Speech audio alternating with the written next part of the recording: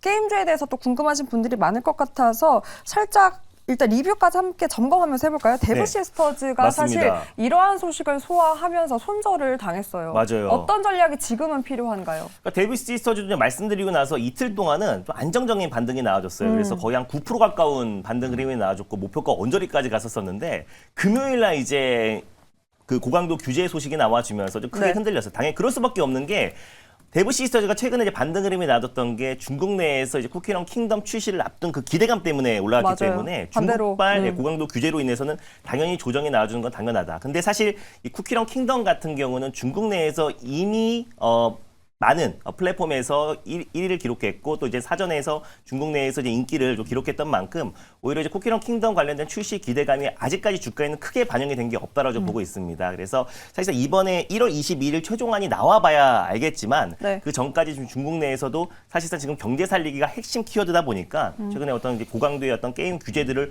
완화하고 있던 찰나에 갑작스럽게 기습으로 또 이제 국가신문 출판사에서 초안이 발표된 만큼 오히려 최종안이 발표됐을 때는 많이 완화된 정책이 나올 가능성이 높다라고 보고 있고 또 데브 시스터즈의 어떤 쿠키런 킹덤이 출시하고 나서 또 중국 내에서 어느 정도의 어떤 열풍이 좀 분다고 했을 때는 금요일날 하락폭이 빠르게 좀 회복될 가능성이 높다라고 보고 있고 또 쿠키런 킹덤 관련된 출시 기대감도 이미 다 반납한 상태이다 보니까 주가 가격적인 매력은 좀 충분하다라고 그렇죠. 보고 있어요. 그래서 이미 손절가가 이탈돼가지고 손절돼서 아쉽지만 오히려 데브 시스터즈 같은 경우는 계속해서 좀 조정이 나왔을 때 조정시 매수의 관점으로도 충분히 유효하고 또 그리고 어느 정도 확인하고 매수해도 나쁘지 않을 것 같아요. 그래서 이미 지금 손절이 됐기 때문에 이번에 이제 그 쿠키런 킹덤이 출시가 되고 나서 중국 내의 어떤 분위기를 보고 그때 이제 매수해도 좀 늦지 않을 것이다라고 보고 있고 또 개인적으로는 이제 목표가 언저리까지 잘 올라가고 있는 상태에서 그러니까요. 갑작스러운 이런 기습 발표에 갑자기 밀려서 좀 아쉽지만 네, 그래도 확인하고 네. 충분히 매수가 유효하다라고 좀 보고 있습니다. 가격적으로는 충분히 매력이 있으니 확인을 하고 접근을 해도 좋을 것 같다라고 리뷰를 해봤습니다.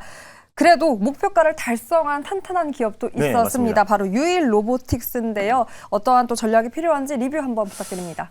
유일 로보틱스 같은 경우는 뭐 협동 로봇뿐만 아니라 이제 국내 이제 로봇 관련된 포트폴리오를 다 가지고 있는 기업이라고 말씀드렸고 또 국내 대표 기업들뿐만 아니라 글로벌 1,600 기업에 이제 공급했던 이력이 있는 기업이라고 말씀드렸습니다. 그래서 플라스틱 사출 자동화 장비뿐만 아니라 뭐 대부분의 이제 로봇 포트폴리오를 공급했던 이력이 있어서 기술력은 이미 입증된 기업이고 최근에 이제 로봇 sek터 안에서도 좀 순환매 기조가 좀 빠르게 좀 이어지고 있는 모습이에요. 그래서 뭐 최근에 수술용 뇌수술 로봇 관련된 뭐 고용이라는 종목도 좀 반발 매수가 잘 들어와 주고 있는 모습이고 특히 유일 로보틱스 같은 경우도 이제 바닥에서 좀 강하게 턴어라운드 되고 있는 모습인데 뭐 최근에 뭐 대동이라든지 또 LIG 넥스원 같은 종목들을 봤을 때는 여전히 시장 참여자들의 어떤 로봇에 대한 관심도가 굉장히 크다, 뜨겁다라는 거를 반증했다라고 보고 있고 그래서 위일 로보틱스 같은 기술력 있는 기업들도 계속해서 돌아가면서 좀 순환매 기조가 이어지지 않을까 좀 보고 있습니다. 그래서 일단 목표가는 달성을 했는데요.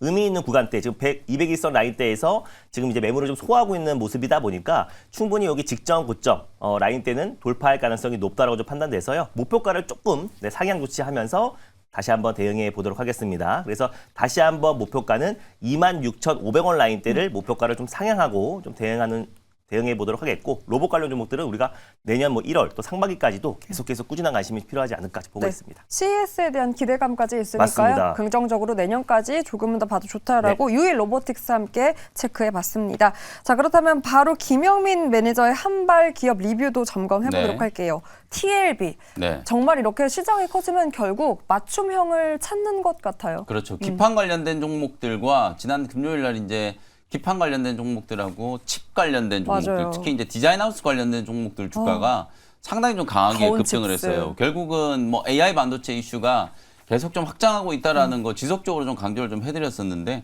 관련 수혜주로 이제 TLB가 주가가 이제 급등이 나오면서 지난 금요일날 윗꼬리에 조금 달리긴 했습니다만 최고가 기준으로 거의 30% 이제 육박하는 수익을 좀 기록했다라고 보시면 될 것 같아요. 특히 TLB가 서버양 또 이 메모리에 들어가는 이제 기판을 주로 이제 공급하는 기업이기 때문에 최근에 이 AI 반도체 이슈가 HBM에서 온 디바이스 AI 그다음에 CXL 뭐 이런 것들로 계속 좀 확장이 되고 있는 상황이잖아요. 그러다 보니까 이제 TLB 실적 턴어라운드에 대한 기대감, 특히 또 지난 금요일 날 미국의 이제 마이크론 테크놀로지가 호실적을 발표를 하면서 주가가 9% 넘게 이제 강세를 좀 보였었잖아요. 이제 그런 흐름들이 만들어지다 보니까 관련된 이제 직접 수혜주로 TLB가 이제 거론이 되면서 주가가 연중 고점을 이제 넘어가면서 아주 강하게 이제 급등세가 좀 연출이 좀 됐다. 이렇게 보시면 될 것 같아요. 일단 3만 원 정도 구간이 이제 박스권 상단 역할이었는데 요 자리를 지난 금요일 날 아주 시원하게 한번 좀 뚫었어요. 윗꼬리를 조금 달면서 종가는 이제 3만 원 아래에서 이제 끝나긴 했습니다만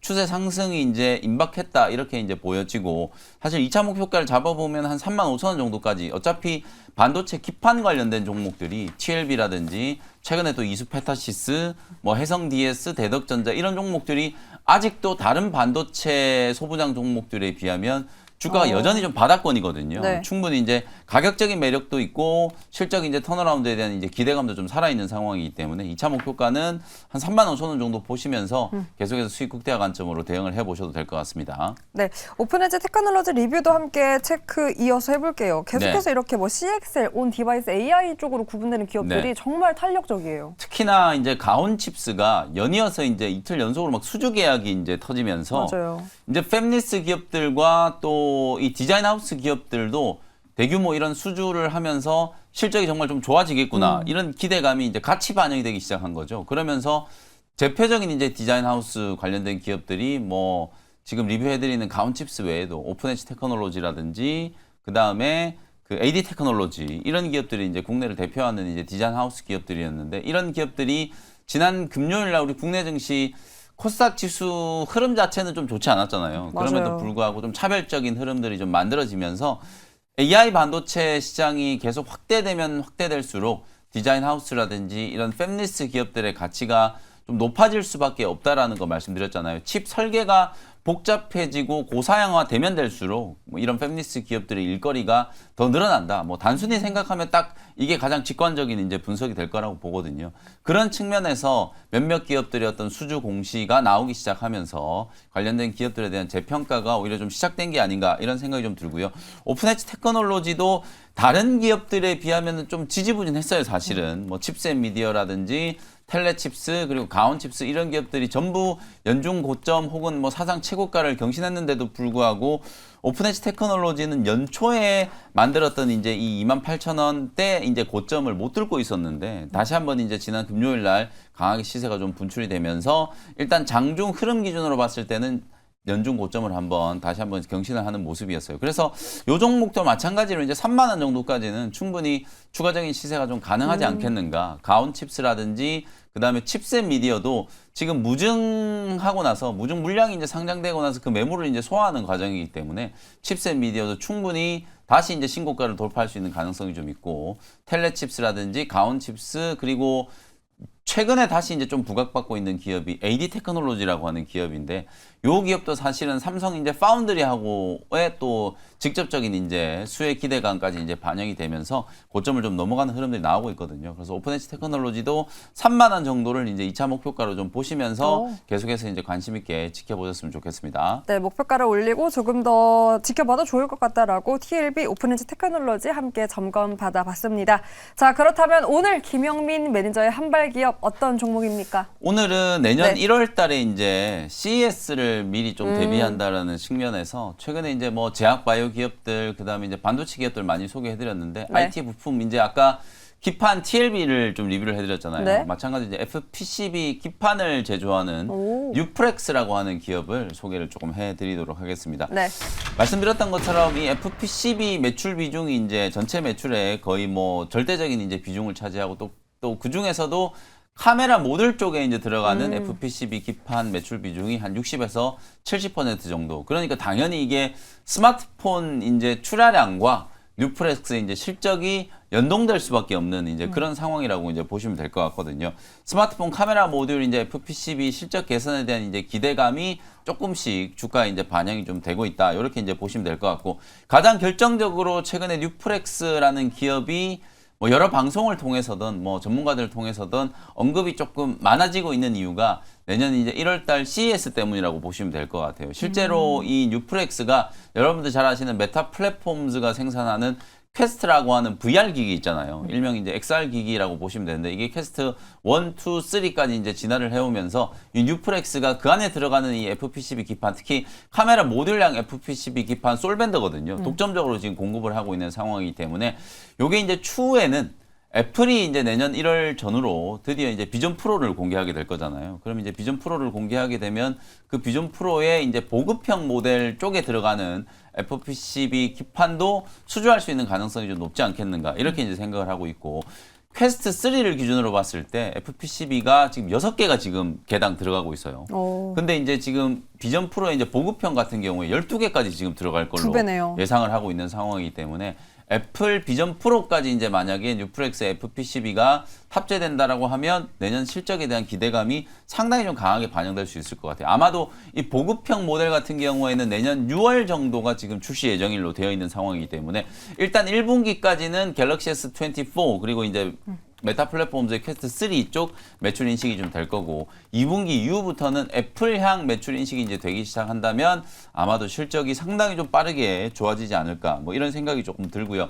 실제로 이제 갤럭시 S24가 이제 내년 1월 달에 이제 아마 출시가 좀 될 텐데 이미 4분기 특히 이제 11월, 12월 달부터 제작은 이제 진행이 지금 되고 있는 생산은 진행이 되고 있는 상황이기 때문에 일부 매출이 4분기 때도 이제 반영이 좀 될 거예요. 실제로 지난 2분기 때 뉴프렉스가 실적이 좀 부진하면서 적자전환이 됐었다가 3분기 때 아주 빠르게 지금 턴어라운드에 성공을 했고 아마 4분기 때도 실적 성장성이 좀 이어질 가능성이 좀 높다. 그래서 단기적으로 봤을 때는 갤럭시 S24와 관련된 또 수혜도 예상이 좀 되는 기업이다. 이렇게 보시면 될 것 같고 제가 이제 사진을 하나 준비를 좀 해왔는데 이 FPCB가 소위 말해서 이런 VR 기기, XR 기기에 얼마나 이제 폭넓게 이제 사용되는지를 이제 보면 가장 대표적으로는 이 VR 기기에 들어가는 카메라 모듈향 FPCB가 가장 이제 주력이라고 이제 보시면 될 것 같아요. 근데 그 외에도 뭐 LCD라든지 심지어 손잡이에 들어가는 FPCB까지 뉴프렉스가 공급할 수 있는 가능성이 좀 높아지고 있기 때문에 제가 아까 말씀드렸던 것처럼 지금 퀘스트 3에는 보시는 것처럼 6개의 이제 FPCB 기판을 납품하고 있는데 비전 프로 같은 경우에는 소위 말해서 이제 공간 컴퓨팅을 지향하고 있기 때문에 말 그대로 3D 이제 입체 영상을 내 눈앞에서 이제 구현을 하기 위해서 상당히 많은 FPCB가 이제 필요할 걸로 이제 보여지거든요. 그래서 카메라 모듈도 기존의 이제 다른 경쟁 이제 VR이나 AR 기기들에 비해서 훨씬 많이 들어가기 때문에 아까 말씀드렸던 것처럼 무려 이제 12개까지 납품할 수 있는 가능성이 좀 높다. 뭐 이런 측면에서 봤을 때 사실상 이 FPCB가 어찌 보면 실적에 있어서 상당히 좀 효자 노릇을 할 수 있는 가능성이 좀 높아졌다. 주가는 지금 아주 이제 바닥권에 좀 놓여 있는 상황이기 때문에 뭐 부담 없이 내년 1월을 대비해서 한번 공략을 해볼 수 있는 자리다. 이렇게 말씀을 좀 드리고요. 가격 전략 한번 설명 같이 들어보도록 하겠습니다. 지난주 종가가 이제 5,950원이었으니까요. 5,900원, 뭐 6,000원에서 5,900원 그 전후 사이를 매수 밴드로 설정을 해놓고 대응을 하시면 될 것 같고 1차 목표 가격은 7,000원, 손절 가격은 5,200원 정도로 가격 전략 참고해 보시면 되겠습니다. 네, 오늘의 한발기업 뉴프렉스였습니다.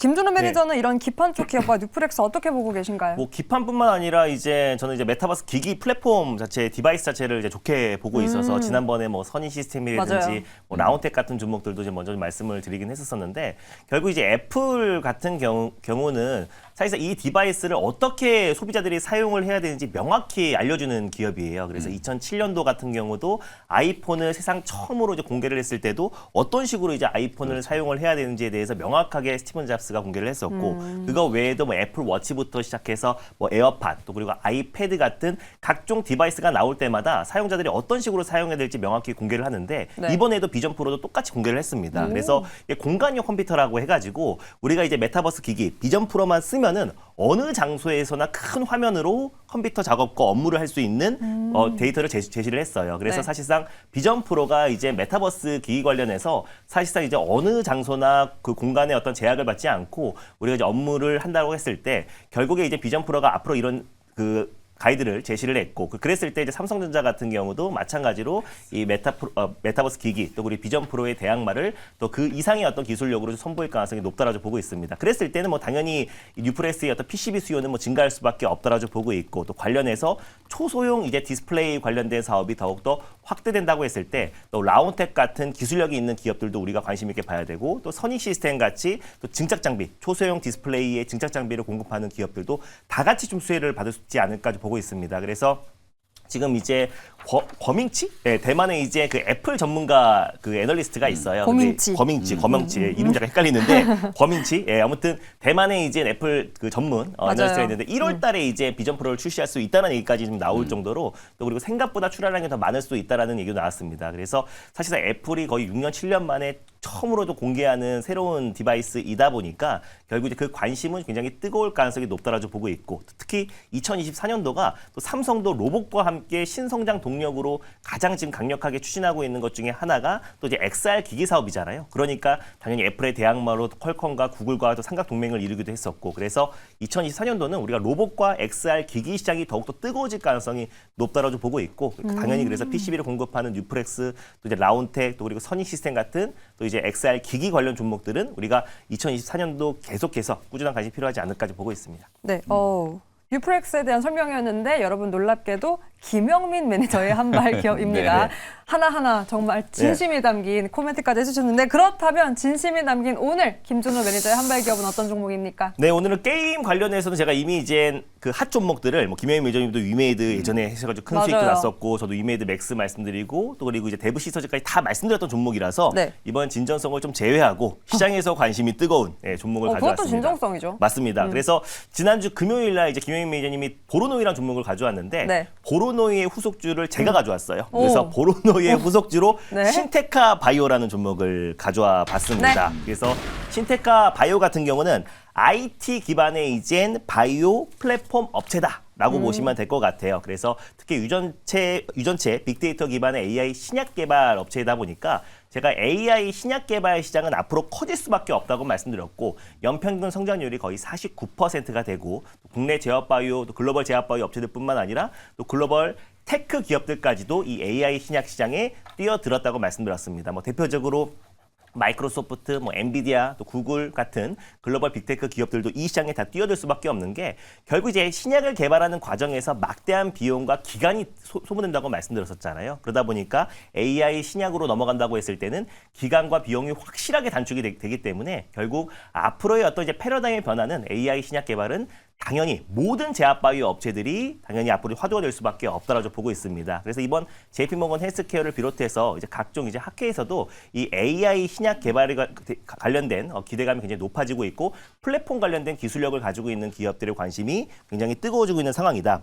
특히 이제 신테카 바이오 같은 경우는 국내 유일하게 유전체 전용 슈퍼컴퓨터를 보유하고 있는 기업이고요. 그리고 대전 둔곡에 AI 바이오 슈퍼컴퓨터 센터를 준공을 완료한 상태입니다. 그러다 보니까 관련된 기술력이 굉장히 높은 기업이라 보시면 될 것 같고 특히나 내년부터 폭발적으로 이 AI 플랫폼 매출이 본격적으로 성장이 될 수 있는 성장기에 진입한다라고 좀 판단이 되고 있어서 결국 내년에 약간의 어떤 이제 흑자 전환에 대한 기대감도 좀 높은 기업이다라고 보시면 될 것 같고 특히 다음 달에 있을 JP모건 헬스케어에도 좀 참여를 하고요. 그리고 또 바이오텍 쇼케이스에도 참여를 합니다. 그래서 거기에서 글로벌 제약사와 또 그리고 이제 바이오텍 등을 상대로 인공지능 AI 플랫폼 관련된 소개를 합니다. 그래서 대표적인 게 딥매처, 신약 플랫폼인 딥매처와 그리고 또 네오 ARS 관련된 주요 서비스를 서비스형 소프트웨어 그리고 사스를 선보인다라고 보시면 될 것 같은데 결국에 이제 최근에 어떤 그 특허를 받았던 각종 파이프라인들이 굉장히 많아요. 그래서 뭐 원형 탈모 치료제뿐만 아니라 이제 아토피 피부염 관련된 치료제들을 일제히 지금 특허를 출원을 한 상태인데 관련해서 이제 기술 이전에 대한 논의가 있을 것으로 좀 전망이 되고 있습니다. 그래서 오늘 또 레고캔 바이오가 주말 동안에 또 이제 뭐 2조 원 넘는 강력한 기술 이전 수주가 나왔기 때문에 결국 기술 이전에 대한 기대감이 높아지면은 결국 제약 바이오 섹터의 전반적인 투심이 또 완화될 수 있고 빠르게 개선될 수 있다고 보고 있어서 AI 신약 플랫폼 관련해서 또 기술력을 가지고 있고 국내 유일하게 유전체 기반 슈퍼컴퓨터를 보유하고 있는 또 신테카 바이오를 좀 한발 종목으로 가져와 봤습니다. 네, 자세한 가격 전략도 한번 들어볼까요? 네, 매수가는 그냥 13,000원으로 말씀드리도록 하겠고요. 그리고 이제 목표가는 14,700원, 그리고 손절가는 11,000원 말씀드리도록 하겠습니다. 네, 이렇게 신테카 바이오까지 체크해봤습니다. 계속해서 제약 바이오주의 분위기가 좋은데 신테카 바이오, 김영민 매니저의 뷰는 어떻습니까? 네, 어쨌든 제가 가장 내년에도 좀 유망하게 보는 업종 자체가 AI와 AI 융복합 산업이거든요. 그리고 올해도 지금 루닛을 필두로 해가지고 AI 의료기기 관련된 종목들이 엄청나게 이제 급등을 했던 건 실제로 성장주여서 그런 것도 있지만 이 AI가 이제 결합되면서 매출에 대한 이제 가치성이 좀 가장 높아질 수 있는 분야이기 때문에 그렇거든요. AI 신약 개발 플랫폼도 마찬가지고 그래서 이제 지난 금요일 날 말씀드렸던 이제 보로노이도 금요일 날 10% 넘게 이제 또 급등을 했잖아요. 네. 보로노이도 이제 자랑하고 있는 이 보로노믹스와 관련된 이제 신약 개발 프로그램 그거하고 거의 비슷하게 신테크 바이오는 국내에서 유일하게 이 신약 개발 AI 구동을 하기 위해서 슈퍼컴퓨터 설비 투자를 하고 있는 회사예요. 네. 실제로 이제 신테크 바이오 이제 설비 투자가 다 마무리됐고 그 AI 플랫폼을 구동을 해가지고 자체적인 이제 신약 개발에만 성공을 한다라고 하면 뭐 기업 가치가 엄청나게 이제 높아질 수 있는 회사거든요. 보로노이 같은 경우에는 이미 자체적으로 신약 후보 물질을 이제 발굴을 해서 임상에 진입한 파이프라인을 가지고 있고 신테크 바이오는 아직까지는 이제 신약 후보 물질을 발굴하는 단계라고 보시면 될 것 같아요. 그래서 이걸 이 플랫폼 자체를 이용해서 많은 제약 기업들이 신약 후보 물질을 발굴을 하고 또 그게 신약 개발에 이제 성공에 이르게 하는 확률을 좀 높여줄 수 있다라고 하면서 이 플랫폼을 이제 판매하기 위해서 올해는 거의 이제 미국 쪽에 상당히 많은 이제 영업을 했다라고 보시면 될 것 같거든요. 그래서 아마 그 결과물을 내년 1월 달에 이제 JP모건 헬스케어 컨퍼런스에서 뭔가 좀 보여주지 않겠는가 이런 기대감이 이제 좀 반영이 좀 되고 있는 상태예요. 실제로 신테크 바이오가 이 AI 신약 후보 물질 발굴을 하는 기업 중에서는 국내에서 이제 유일하게 JP모건 헬스케어 컨퍼런스 지금 참가를 하는 걸로 알려져 있는 상황이기 때문에 가시적인 결과물이 좀 나올 수도 있겠다. 뭐 그런 기대감으로 주가가 이제 최근에 반등 흐름이 좀 나타나고 있다라고 보시면 되겠습니다. 네.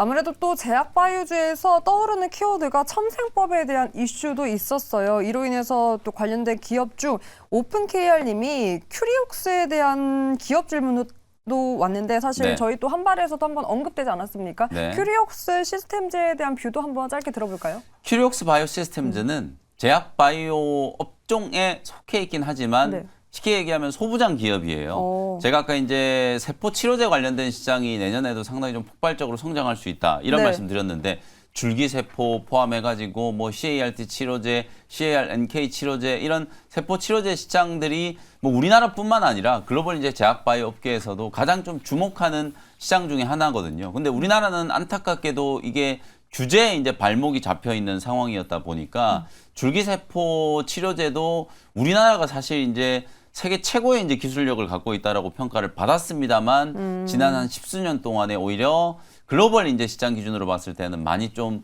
퇴보했다라고 이제 얘기를 해야 될 것 같고 세포 치료제도 지금 킴리아가 우리나라 이제 환자들한테 이제 유일하게 처방이 좀 되고 있긴 합니다만 다른 세포 치료제들 이거 임상하려고 하면은 건 바이 건으로 전부 이제 그 보건복지부에 다 승인을 받아야 돼요. 식약처의 승인을 받아야 되기 때문에 이게 얼마나 지금 힘든지를 네. 여러분들이 이제 아마 짐작을 하실 것 같거든요. 그래서 그게 이제 첨생법 개정안이 통과되면 사실상 이제 치료 목적의 이제 세포 치료제 임상과 관련된 부분들에 대한 규제가 훨씬 좀 완화될 수 있는 가능성이 있기 때문에 세포 치료제 시장이 성장을 하니까 그 세포 치료제에 자동화 공정 장비를 이제 공급하는 큐리옥스 바이오 시스템즈가 당연히 이제 수혜주로 이제 부각이 좀 되는 거고 같이 이제 말씀드렸던 기업이 큐로셀 같이 실제로 이제 세포 치료제 임상을 진행하고 있는 기업들 네. 그리고 앞서 이제 제가 탑픽 기업에서 이제 잠깐 소개해드렸던 차바이오텍 같은 이런 줄기세포 치료제 이제 만드는 기업들 그런 기업들이 규제 완화에 대한 이제 기대감이 좀 반영이 되면서 주가가 벌써부터 이제 좀 들썩거리고 있다 이렇게 이제 보시면 되겠습니다. 네, 제약 바이오주에 대한 이야기도 함께 체크해 봤습니다. 이렇게 뭐 반도체 제약 바이오 분위기가 쭉 이어지고 있는 쪽도 있다면요. 지난주 금요일 반대로 2차 전지의 조정이 계속해서 지속되는 분위기입니다. 코스닥에 하방 압력을 가하기도 했는데 근데 반대로 오늘 지금 장전 조회 종목 상위 기업을 보니까요. 뭐 DS 단석, LS 머티리얼즈 물론 신규주로도 구분이 되지만 결국은 2차 전지 관련 기업이기도 합니다. 포스코 DX 역시 7위권까지 올라왔는데 어떻게 2차 전지에 대한 조정 구간 지금은 네. 어떤 시사점이 있을까요?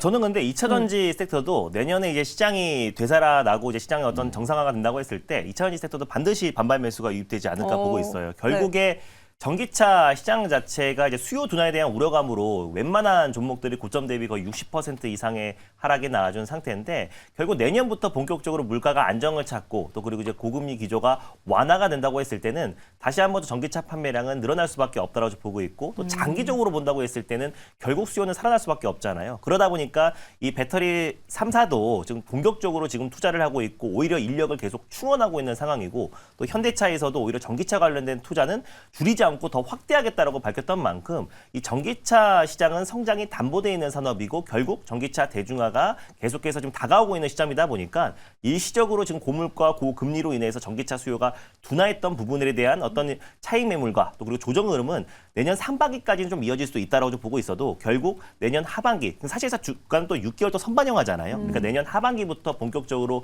전기차 판매량이 다시 또 살아날 가능성이 높고 그러다 보니까 당분간은 이제 전기차 2차전지 섹터 내에서도 예전 같은 경우는 이제 양극재 이제 소재 관련 종목들의 어떤 매수세가 강하게 유입됐다라면은 그 안에서도 좀 순환매가 돌고 있는 모습이에요. 그래서 최근에 뭐 전고체 관련된 섹터도 강하게 반등 흐름이 나와주기도 했었고 또 폐배터리 관련된 산업도 계속해서 확장될 수밖에 없다라고 말씀드렸었잖아요. 그래서 지난번에 뭐 성일하이텍이든지 세미캣 같은 폐배터리 관련 종목들도 말씀드렸었는데 최근에 바닥에서 좀 턴어라운드 되고 있는 모습이고 그 외적으로도 LFP 관련해서 리튬 이산화 배터리 관련해서도 결국 내년 상반기까지는 그래도 전기차의 어떤 저가 경쟁이 계속 심화될 수밖에 없다라고 보고 있고 그랬을 때는 우리 국내 배터리 3사에서도 2024년 내년부터 LFP 관련된 개발에 속도를 내겠다고 발표했고 네. 현대차도 그동안은 CATL에서 공급을 받다가 자체적으로 개발하겠다고 발표를 했잖아요. 그러니까 내년 상반기를 넘어서서 저는 당분간 이제 보급형 또 이제 반값 전기차 경쟁이 심화될 수 있다고 봤을 때 결국 LFP 관련 종목들도 매수가 반드시 유입되지 않을까 보고 있어요. 그래서 네. 관련해서